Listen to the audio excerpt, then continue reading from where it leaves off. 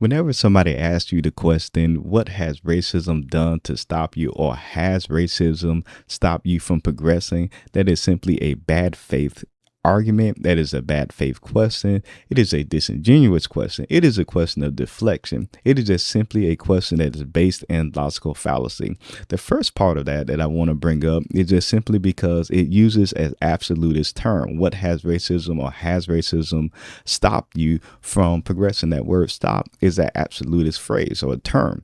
And that is just not a life that we live in. That is not reality. Reality is simply built up in nuance. So therefore, we don't live in a world or in a lifestyle that is completely absolute. So that's why it's a logical fallacy in itself in the way that the question is phrased. The real question that should be asked is, how have you progressed in spite of racism?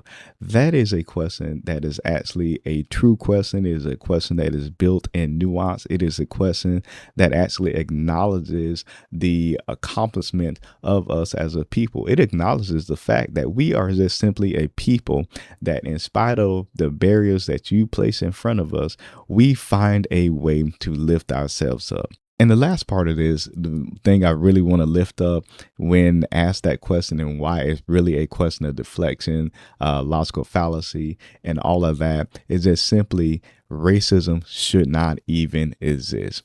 My skin color should not even be a barrier.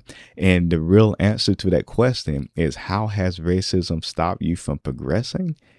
The real answer to that is, I don't know. Because I have no idea, if racism did not exist, how much further in life I would be. Nobody can answer that question. The truth of the matter is, if racism never exists, we might be further. We might be in the same place. We don't know. So therefore, if you really just want to have a real discussion and not be asking bad faith questions, ask those two questions. What would life look like if racism, matter of fact, let's go even further so we don't exclude anybody. If bigotry did not exist, what would life look like here in the United States of America? And then if you really want to hear the heart of Black people, ask them, how have you progressed in spite of racism? God bless you.